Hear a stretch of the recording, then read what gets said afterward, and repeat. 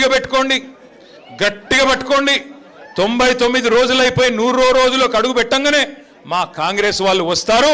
దాన్ని తీసుకొని ఒక్కొక్కరికి మీకు అన్ని బ్రహ్మాండంగా 100 రోజుల లోపలే అన్ని పథకాలు అమలు చేస్తామని చెప్పి ఆయన ఉంటాడు కదా, ప్రముఖ సినిమా యాక్టర్ కమల్ హాసన్ మించిన యాక్టర్లు ఒక్కొక్కడు కాంగ్రెస్లో బ్రహ్మాండమైన యాక్టింగ్ చేసినారు.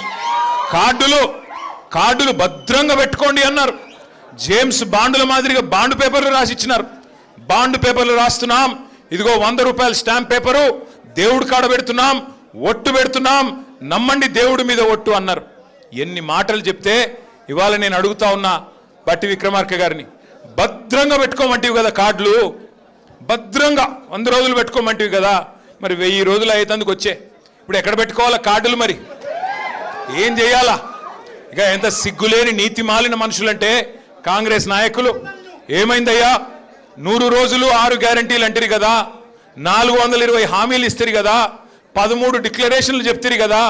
రైతులకు రైతు డిక్లరేషన్, ఎస్సీ ఎస్టీలకు ఎస్సీ ఎస్టీ డిక్లరేషను, బీసీలకు బీసీ డిక్లరేషను, మహిళలకు మహిళా డిక్లరేషను, యువజనులకు యువజన డిక్లరేషను, మైనారిటీలకు మైనారిటీ డిక్లరేషను, ఎంతొస్తే అంత 420 అడ్డమైన హామీలు. అభయహస్తం అనే పుస్తకం మీ మేనిఫెస్టో పెడితిరి కదా, ఏమైంది మరి 100 రోజుల ముచ్చట అని ముఖ్యమంత్రి గారిని అడిగితే ఆయన ఏమంటున్నాడు ఎరికేనా? ఎంత కండలు తిరిగిన వస్తాదైనా 3 నెలల్లో పిల్లలు పుట్టిస్తాడా అని మాట్లాడుతున్నాడు.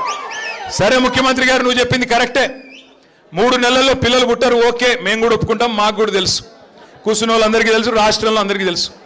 3 నెలల్లో పిల్లలు పుట్టపోతే పర్వాలేదు, కానీ 30 నెలల్లో పిల్లలు పుట్టపోతే నిన్నేమనాలి? మరి ఏమనాలన్నా? నేను అనట్లేదు, 30 నెలలే ఇంకా నువ్వు చెప్పిన ఒక్క హామీ అమలు కాకపాయ ఏమనాలి మరి నిన్ను? నేను అనలేదా, మళ్ళీ మీరు అనాల? నేనేమంటున్నా అంటే, మాటలేమో ఆకాశాన్ని అంటే మాటలు, డైలాగులు, సినిమా డైలాగులు చూస్తే మరి కింద పనేమో ఏమీ లేదు, హల్లికి హల్లి